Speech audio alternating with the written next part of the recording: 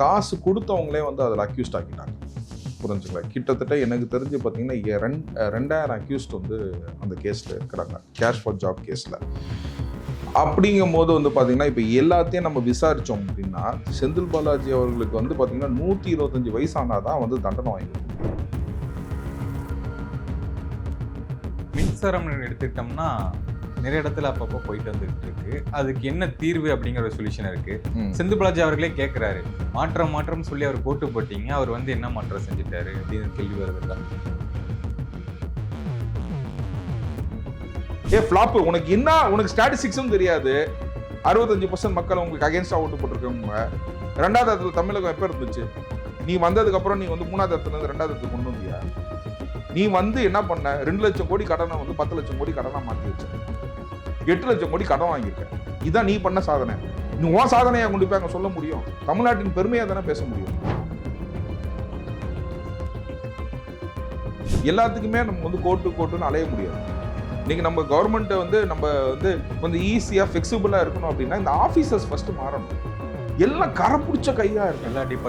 எல்லா department you name the department, I will give a case. அதுக்கு தான் நான் சொல்றேன், நீங்க வேட்டைக்காரன் படம்னு ஒன்று ஆரம்பிங்க. ஒரு நாள் நான் சம்பளம் இல்லாம நான் வந்து வேலை செய்யறேன். என்னால வாரத்துல 5 நாள் வேலை செய்ய முடியாது. ஒரு நாள் நான் வேலை செய்யறேன். நான் உங்க சேனல் வழியா அதை நான் தெரிஞ்சுக்கிட்டேன். சிஎம் அவர்கள் ஒரு கார் ஓட்டிட்டு டிரைவ் பண்ணி போயிட்டு இருக்காரு. அந்த காருக்குள்ள வந்து ஒரு கூல்ட்ரிங்க் மாதிரி ஒரு கிளாஸ் வந்து இருக்கு.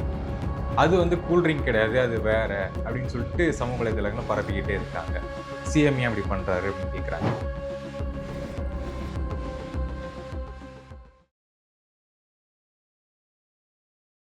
இங்கிலீஷ் நியூஸ் தமிழர்களுக்கு வணக்கம். இன்றைய நேர்காணலில் நம்முடைய இணைந்திருப்பவர் வழக்கறிஞர் திரு ஆரோக்கிய சதீஷ் அவர்கள். சார் வணக்கம். சார் வணக்கம். சார், செந்தில் பாலாஜி அவருடைய வழக்கு அப்படின்னு எடுத்துக்கிட்டோம்னா இப்போ என்ன நிலுவையில் இருக்கு, அதை பற்றின கரண்ட் டீட்டெயில் பற்றி பேசலாம் சார். செந்தில் பாலாஜி பார்த்தீங்கன்னா கேசஸ் நிறையா இருக்குது. ஜாப் ராக்கெட் கேஸஸை பொறுத்த வரைக்கும் நான் ஏற்கனவே பதிவு செஞ்சுருக்கேன். அதில் ஏற்கனவே வந்து காசு கொடுத்தவங்களே வந்து அதில் அக்யூஸ்ட் ஆக்கிட்டாங்க. புரிஞ்சுங்களா? கிட்டத்தட்ட எனக்கு தெரிஞ்சு பார்த்தீங்கன்னா 2000 அக்யூஸ்ட் வந்து அந்த கேஸில் இருக்கிறாங்க, கேஷ் ஃபார் ஜாப் கேஸில். அப்படிங்கும் போது வந்து பார்த்தீங்கன்னா இப்போ எல்லாத்தையும் நம்ம விசாரித்தோம் அப்படின்னா செந்தில் பாலாஜி அவர்களுக்கு வந்து பார்த்தீங்கன்னா 125 வயசானால் தான் வந்து தண்டனை வாங்கி கொடுக்க முடியும். புரிஞ்சுங்களா? ஸோ உங்கள் சேனல் வழியாகவே நான் கேட்குறேன், Tamil Nadu government has to take reframe the charge sheet which has been filed. அதில் வந்து காசு கொடுத்தவங்கள அக்யூஸ்ட் ஆக்கினவங்கள அவங்கள கண்டிப்பாக வந்து அப்ரூவலாக மாற்றி, புரிஞ்சுங்களா, கேஸை சுருக்கமாக முடிக்கிறதுக்கான நடவடிக்கை எடுக்கணும் கேஷ் ஃபார் ஜாப்ஸு. செகண்டு பார்த்தீங்கன்னா டாஸ்மாகில் வந்து அந்த கேஸ் ஆல்சோ இஸ் ரன்னிங். ஓகேங்களா? 3வது வந்து பார்த்தீங்கன்னா இப்போ டிரான்ஸ்ஃபார்மர் கேஸு. புரிஞ்சுங்களா? 4வது பார்த்தீங்கன்னா வந்து இதுனா வந்து விசாரணையில் இருக்கிற கேசஸ். அதுக்கப்புறம் இப்போ 4வதாக வந்து பார்த்தீங்கன்னா சிபிஐ கேஸு. நான் எப்போதுமே சொல்கிறது என்னன்னு கேட்டிங்கன்னா, சிபிஐயில் இந்த 41 ஸ்டாம்பேடுக்கு வந்து பார்த்தீங்கன்னா it is called as I can term this as a murder only. ஓகேங்களா? அந்த மாதிரி ஒரு விஷயத்தை நீங்கள் பண்ணும்போது பார்த்தீங்கன்னா ஸ்டாம்பேடில் வந்து இன்ன வரைக்கும் கிரிமினல் ப்ராசிக்யூஷனில் யாருமே இன்னைக்கு வரைக்கும் யாருமே தண்டிக்கப்படலை. பட் ஆனால் இன்னைக்கு இது ஆர்டிஃபிஷியலாக நடந்திருக்கும் அப்படின்னா ஒரே ஒரு காரணம் வந்து அது வந்து நம்ம பாட்டில் பாலாஜி தான். அப்படிங்கும் போது இதில் கன்விக்ட் ஆகி ஒரு அக்யூஸ்டாக சேர்க்கணும் அப்படின்னா அது செந்தில் பாலாஜியை மட்டும் தான் இருக்க முடியும்.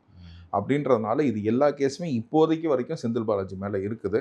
மேற்கொண்டு நிறைய கேசஸ் வரதுக்கான வாய்ப்புகள் இருக்கு. ஓகே, இப்போ நீங்கள் சொன்ன மாதிரி 125 வயசுல தான் அவர் வந்து உள்ளே போவார் அப்படிங்கிற மாதிரி சொல்கிறீங்க. ஆமாம் சார். நீங்கள் என்னன்னா 2000 பேர் அக்யூஸ்டாக நீங்கள் சேர்த்துருக்கீங்க. இதில் என்னன்னு கேட்டிங்கன்னா பணம் கொடுத்தவங்களே நீங்கள் அக்யூஸ்ட் ஆக்கியிருக்கீங்க, பணம் வாங்கினவங்க அதாவது செந்தில் பாலாஜி நீங்கள் அக்யூஸ்ட் ஆக்கியிருக்கீங்க. அப்படிங்கும் போது என்னையை பொறுத்த வரைக்கும் என்னன்னு கேட்டிங்கன்னா பணம் கொடுத்தவர்கள் வந்து பார்த்தீங்கன்னா அதுவும் குற்றம் தான், இல்லைன்னு சொல்லலை. But they can make themselves as a witness to the proceedings and அப்ரூவலாக மாற்றி, புரிஞ்சுங்களா, இவங்களெல்லாம் நாங்கள் பணம் கொடுத்தது தான் அவங்களே ஒத்துக்கிட்டாங்க. அப்படிங்க நாளைக்கு ஒரு கோர்ட்டுக்கு ஏறும்போது நான் பணமே கொடுக்கல அப்படின்னா ஏன்னா பணத்தை நான் செட்டில் பண்ணிட்டேன்னு செந்தில் பாலாஜி ஹைகோர்ட்டில் ஏற்கனவே சொல்லியிருக்காரு. ஸோ அதுவே வந்து பார்த்தீங்கன்னா it's a promise that he has taken money, sir, that's the reason he has settled the money. So இது வந்து ஏற்கனவே வந்து ஒரு அவரே வந்து நான் பணத்தை திருப்பி கொடுத்துட்டேன்னு சொல்லுமா, குற்றங்கிறது குற்றம் தான். புரிஞ்சுங்களா? நீங்கள் பணத்தை திருப்பி கொடுத்துட்டீங்கன்னா அது சிவில் ரெமெடி கிடையாது. கிரிமினலில் வந்து நீங்கள் பணத்தை வாங்கினீங்கன்னாவே தப்பு தான். லஞ்சம் வாங்கிட்டேன், லஞ்சத்தை நான் திருப்பி கொடுத்துட்டேன்னு சொல்லி அவர் அஃபிடவிட் போட்டிருக்காரு செந்தில் பாலாஜி. இது ஒரு டாக்குமெண்ட்டுமே உங்களுக்கு போதும், மற்றவங்களனா நீங்கள் வந்து அப்ரூவலாக மாற்றி புரிஞ்சுங்களா, கேஸை வந்து நீங்கள் ஃபில்ட்ரு பண்ணி ரீசார்ஜ் ஷீட் போட்டு அவர் கன்விக்ஷன் பண்ணுறதுக்கு வந்து, ஏன்னா முன்னாடி போட்ட அரசு வந்து பார்த்திங்கன்னா திமுக அரசு தான் பண்ணுச்சு. இப்போ தமிழக அரசு வந்து தாவேகா கையில் இருக்கிறதுனால அவங்க ரீசார்ஜ் ஷீட்டுக்கு அவர் ஒர்க் பண்ணணும் அப்படின்றது தான் இது. ஆனால் இட் இஸ் வெரி, நான் சொல்கிற பேச்சு வந்து பார்த்திங்கன்னா நான் இன்றைக்கி ஈஸியாக சொல்லிட்டேன். It is a very difficult task to do it. ஏன்னா நிறைய கேசஸில் நமக்கு இந்த மாதிரி ஆயிருக்கு. இப்போ ஆம்ஸ்ட்ராங் கேஸை பொறுத்த வரைக்கும் சார்ஜ் ஷீட் போட்டதுக்கப்புறம் வந்து பார்த்தீங்கன்னா ஜஸ்டிஸ் வேல்முருகன் வந்து சொன்னார், you are not investigated Selva Perunthagai itself. This clearly shows that your charge sheet is null, it has not been made out அப்படின்னு சொல்லிட்டு அதை ஸ்குவாஷ் பண்ணார். அதுக்கு அகெயின்ஸ்டாக அன்னைக்கு இருக்க திமுக அரசு போய் ஸ்டே வாங்கிட்டு வந்துச்சு. புரிஞ்சுக்கலாம். இன்னைக்கு வந்து பார்த்தீங்கன்னா அந்த மாதிரி ஒரு விஷயத்தில் வந்து charge sheet also can be quashed by the high court to redrafted. அப்படிங்கும் போது கவர்மெண்ட்டே வந்து ஒரு படியை எடுத்து வச்சு we will rewrite our own charge sheetனு சொல்லி ஒரு பர்மிஷன் கேட்கலாம் அப்படிங்கிறது தான். அதுக்கு ஒரு ஆப்ஷன் இந்த ஜட்மெண்ட்டை கோட் பண்ணியே நம்ம கேட்கலாம். when it can be squashed, so it can be recreated also அப்படின்றது தான் என்னோட வாதம். ஓகே, இப்போ பணம் கொடுத்தவர்களுக்கு வந்து இப்போ பணம் கிடைக்கணும் அப்படிங்கிறது தான் அவங்களுடைய ஆதாயமாக இருக்கும். அப்படிங்கும்போது திரும்ப தந்துட்டேன்னு சொல்கிறாரு, தந்துட்டாரா எப்படி? இல்லை, அவர் வந்து எப்படின்னு கேட்டிங்கன்னா அவரே ஒரு 10 பேரை கூட்டிகிட்டு வந்தார், அவரே குண்டு வச்சார், அவரே குண்டு எடுத்த மாதிரி. அந்த 10 பேர் வந்து பார்த்தீங்கன்னா வந்து நான் பணத்தை திருப்பி கொடுத்துட்டேன். ஆனால் இங்கே 2000 பேர்த்து நீங்கள் போட்டிருக்கீங்களா, இந்த 2000 பேர்த்துக்கும் செந்தில் பாலாஜி செட்டில் பண்ணிட்டாரா? அதுதான் என்னோட கேள்வி. இந்த 2000 பேர்த்துக்கும் அவர் செட்டில் பண்ணலை. ஸோ நீங்கள் ஒரு 10 பேரை நீங்களாக கூட்டிகிட்டு வந்தீங்க, நீங்களாக ஒரு அஃபிடவிட் போட வச்சு நீங்களாக அதை வித்ரா பண்ணீங்க. அப்படிங்கும் போது you admitted your case that you are taken bribe. புரிஞ்சுங்களா? அப்படிங்கும் போது 10 இருந்தால் என்ன, 2000 இருந்தா தப்பு தானே. இங்கே பணம் வந்து ஒரு மேட்ரு கிடையாதுங்க. நீங்கள் 1000, நீங்கள் வந்து 2000 ரூபாய் திருநாளும் திருட்டு தான், 2000 கோடி திருநாளும் திருட்டு தான்.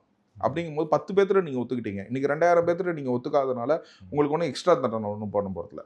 You are taken bribe or not, that's a question. சிவிலே நீங்கள் கிரிமினல்லையும் தனித்தனியாக பார்க்கணும். சிவிலில் உங்களுக்கு பணத்தை திருப்பி கிடைக்கணும்.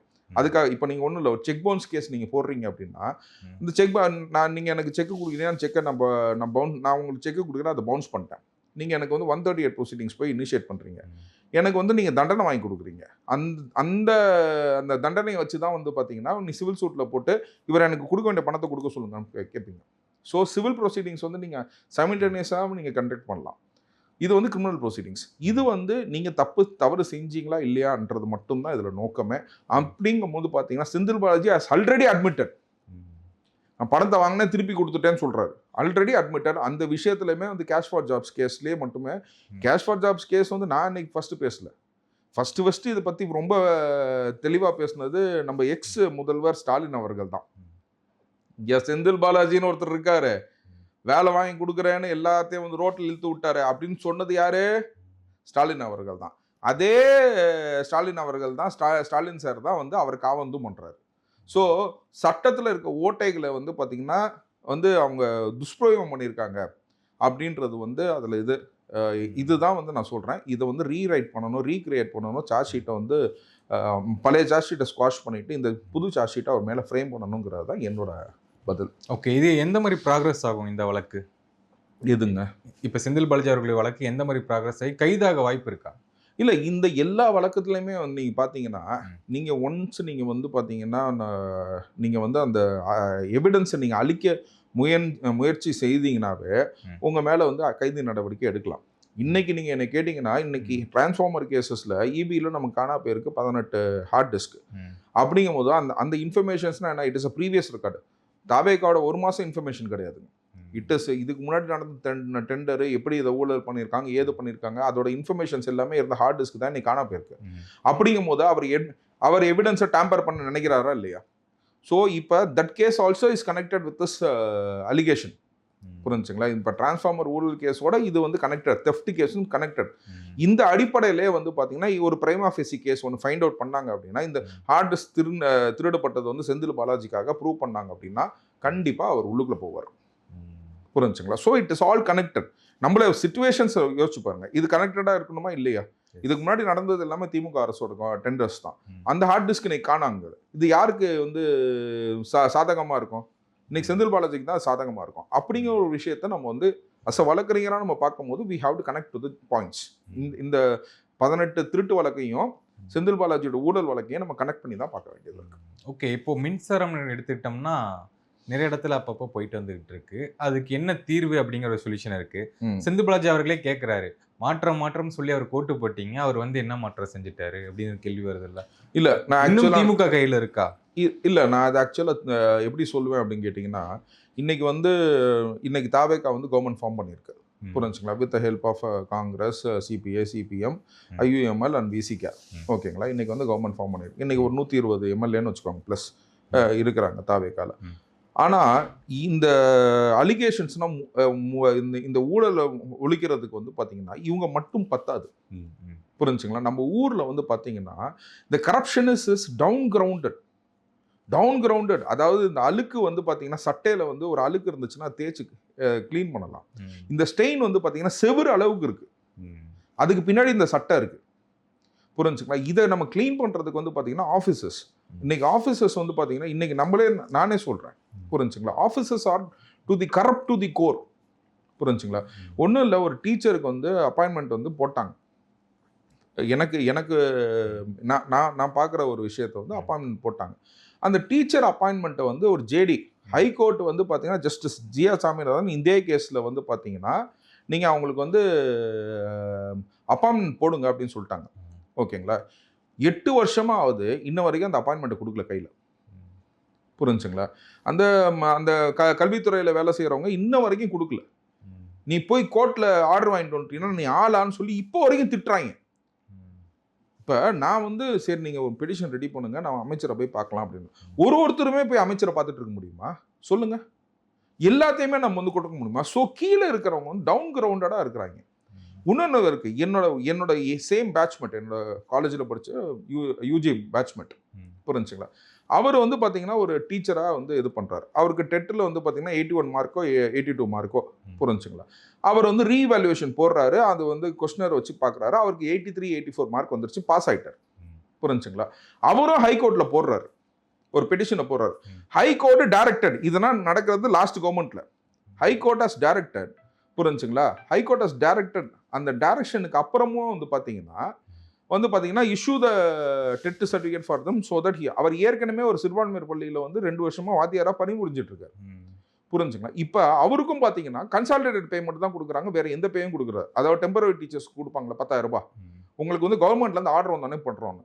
இப்போ அதே எஜுகேஷன் ஆஃபீஸர்கிட்ட போய் கேட்டால் 5 லட்ச ரூபா கேட்குறான். புரிஞ்சுங்களா? போன கவர்மெண்ட்டில் 5 லட்ச ரூபா கேட்குறேன். 5 லட்ச ரூபானா கொடுக்க முடியாதுங்கன்னு சொன்னதுக்கு அப்பீல் போட்டு சுப்ரீம் கோர்ட்டில் வச்சிருக்காப்புல. இதனால் நீங்கள் என்ன சொல்லுவீங்க? ஒருத்தன் நியாயமாக கிடைக்க வேண்டிய வேலைக்கு, ஓகேங்களா, நான் முன்னாடி சொன்ன அந்த டீச்சர் இருக்காங்களா, அவங்க ஹஸ்பண்ட் வந்து கலெக்டர் ஆஃபீஸில் வேலை கிடைக்கல, 8 வருஷமா அவங்க கஷ்டப்படுறாங்க. 8 வருஷமா அவங்க ஹஸ்பண்ட் கொளுத்திக்கிட்டு செத்துட்டாருங்க. அந்த வேலைக்காக தன் ஹஸ்பண்ட் வந்து என் குடும்பத்தில் இவங்க சம்பாதிச்சாதான் உண்டு அப்படின்னு சொல்லி இது பண்ணி பெட்ரோலை ஊற்றிட்டு மதுரை கலெக்டர் ஆஃபீஸ் முன்னாடி கொளுத்திக்கிட்டு செத்துட்டார். கலெக்டர் ஆஃபீஸ் முன்னாடி கொளுத்திக்கிட்டு செத்துட்டார். அதுக்கு 5 லட்ச ரூபா லஞ்சம் கேட்குறாங்க இந்த ஆஃபீஸரு. இவங்கன்னா மனுஷனுங்களான்னு கேட்குறேன். இதுக்குன்னா வந்து பார்த்தீங்கன்னா ஒரு நடவடிக்கை எடுக்கணும். நம்ம பார்க்குறது, நான் வந்து டே டு டே நான் வந்து பார்க்குறேன். நாங்கள் நடத்துகிற கேஸ் ஆர்டர் வாங்கி கொடுக்குறோம் ஹைகோர்ட்டில். அதை வாங்கி கொடுத்தா நீ அவ்வளோ பெரிய ஆளா அப்படி இன்ன வரைக்கும் பேசுகிறாங்க. இந்த ஆஃபீஸர்ஸ்னால் வந்து பார்த்தீங்கன்னா நம்ம எப்படி நம்ம இது என்ன பண்ண முடியும் சொல்லுங்கள்? நான் அதுக்கு தான் நான் சொல்கிறேன். புரிஞ்சுங்களா? இன்றைக்கி வந்து கரப்ஷன் ஃப்ரீ கவர்மெண்ட்டு, ஓகேங்களா, கமிஷன் ஃப்ரீ கவர்மெண்ட்டு, ஓகேங்களா, அந்த மாதிரி வந்து நல்ல ஒரு நிலைப்பாடில் வந்து எடுத்திருக்காங்க. எந்த பார்ட்டி ஃபண்டு எதுவுமே வாங்கக்கூடாதுன்னு ரொம்ப ஸ்ட்ரிக்டாக சொல்லியிருக்காங்க. Everybody is appreciating. ஓகேங்களா? அதுக்கு ஈக்குவலாக ஆஃபீஸர்ஸும் உழைக்கணுமா? இன்னைக்கு ஆஃபீஸர்ஸும் எப்படி இருக்கிறாங்க?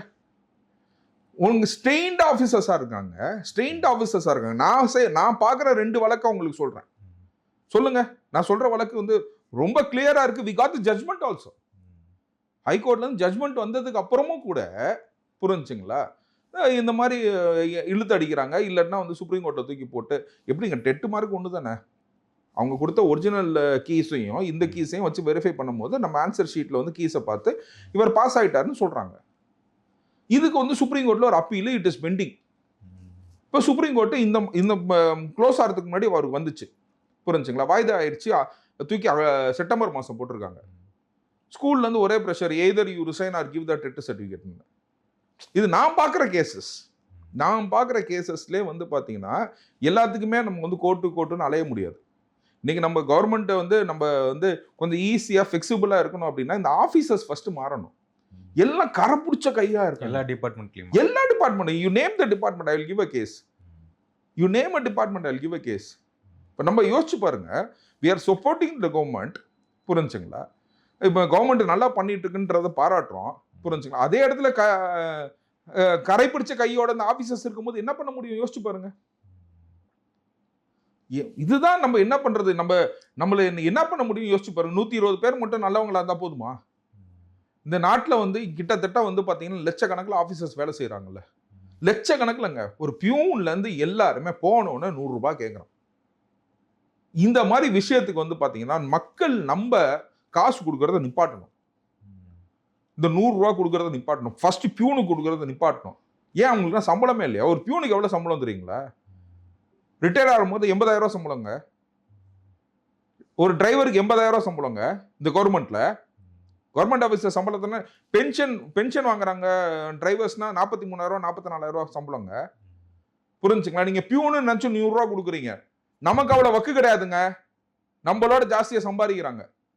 அப்படிங்கறத நம்ம மக்கள் நம்ம உணர்ந்து இந்த கரப்ஷனை வந்து நம்ம வந்து இந்த தாவேகா கவர்மெண்ட்டுக்கு மக்கள்னா சேர்ந்து உதவி செய்யணுங்கிற.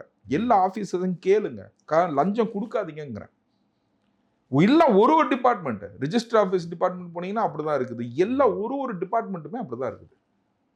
So this is the grey area of the our constitution. The executive people வந்து எப்போ வேணா அப்படியே மாற்ற முடியும். ஓட்டு போட்டு நம்ம லெஜிஸ்லேட்டிவ் மாத்திட்டோம், இந்த எக்ஸிக்யூட்டிவ் மாற்ற முடியலையே. இந்த ஆபீசர்ஸ் என்ன பண்ண போறீங்க? இந்த எனக்கே ஆதங்கம் இவ்வளவு இருக்கு, யோசிச்சு பாருங்க. அவ்வளோ துமுறா பேசுறாங்க. ஒரு மக்களை வந்து மக்களாவே பார்க்கல. எனக்கு 58 வயசு வரைக்கும் வரும்.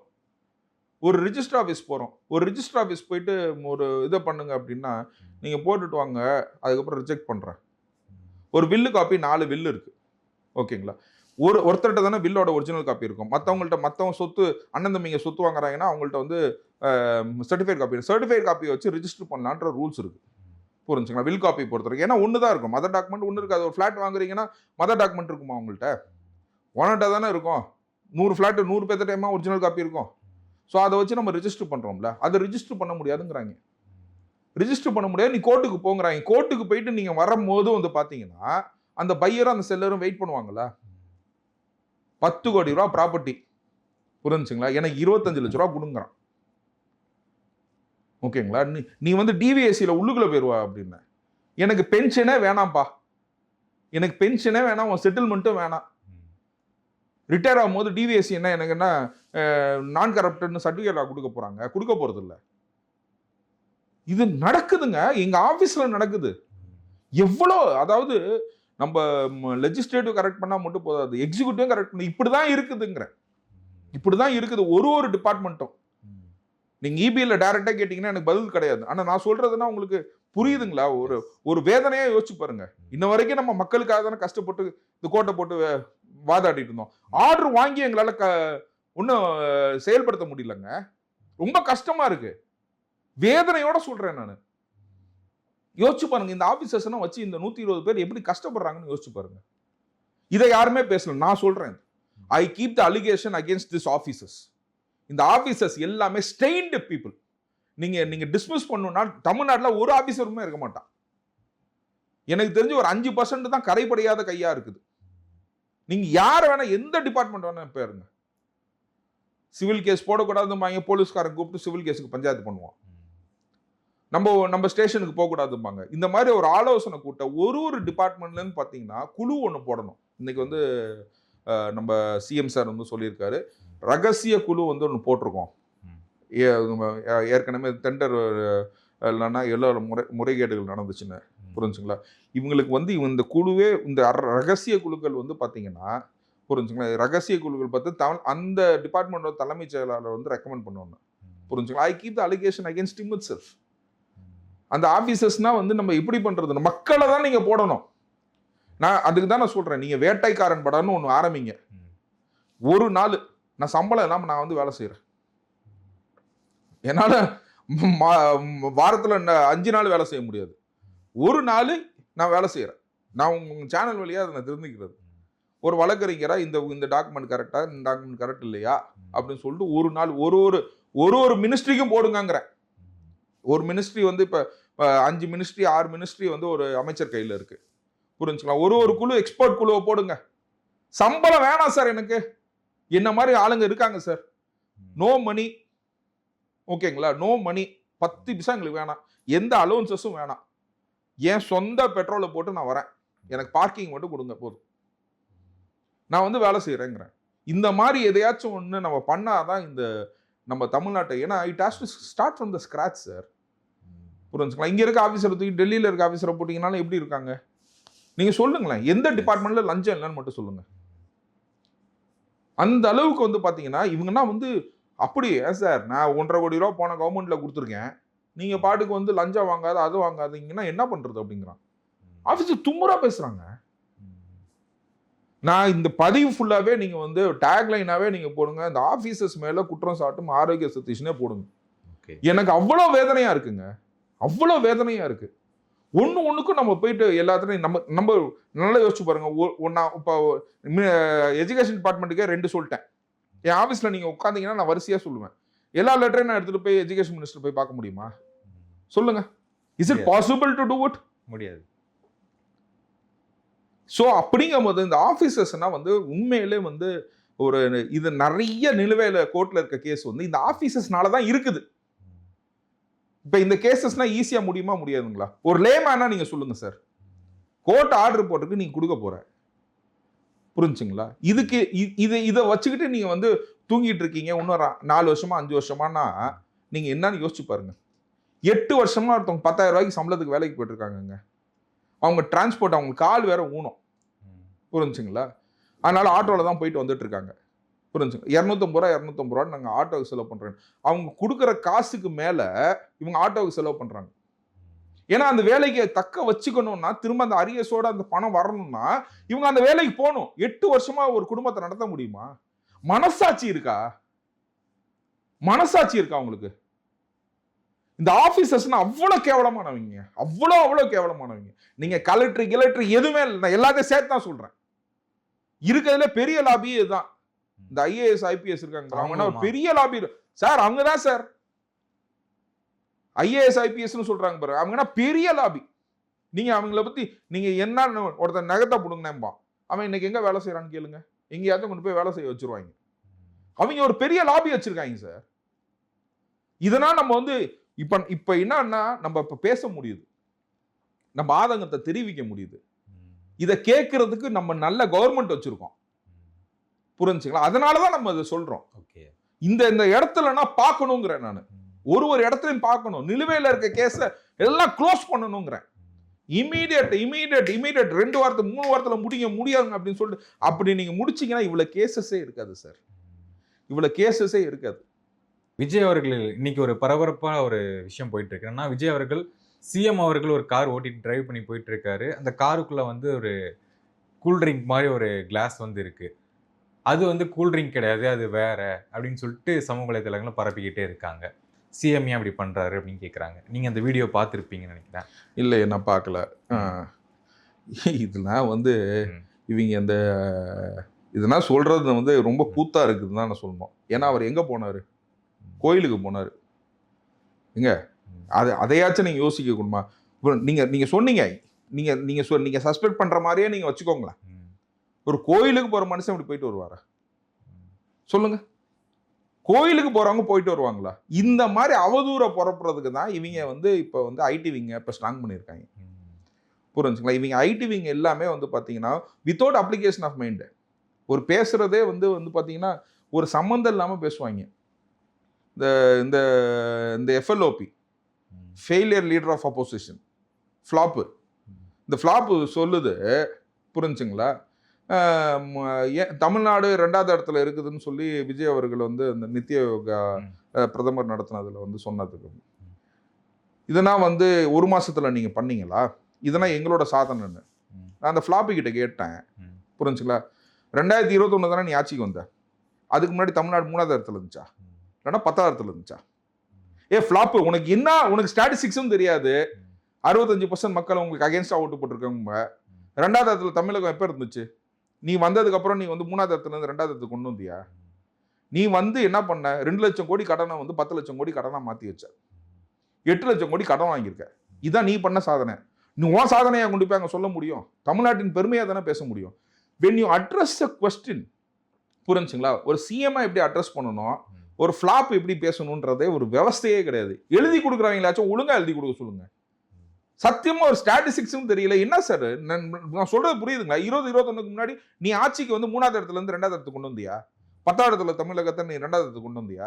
இது பேசுனதை இது ஒரு பேச்சா பேசுது. இதுக்கு மீடியா, இந்த மெயின் ஸ்ட்ரீம் மீடியா வந்து என்னன்னு கேட்டீங்கன்னா எல்லாம் இவங்க கையில தான் இருக்கு.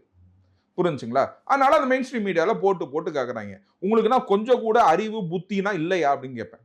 Do you apply your mind? Do you have application of your mind? இதை தான் வந்து தமிழ்ல நான் கேட்டது. அறிவு புத்தின்னு. இதை தான் நாங்கள் இங்கிலீஷ்ல கேட்குறோம். ஒரு கோர்ட்ல ஒரு பெட்டிஷன் அப்பீல் போகும்போது இதான் சொல்லுவோம். Without application of mind he has done திஸ்னு. ஸோ அந்த ஃப்ளாப்புக்கு வந்து மைண்டே கிடையாது. அதை எப்படி அப்ளை பண்ண போகுது தெரியாது எனக்கு.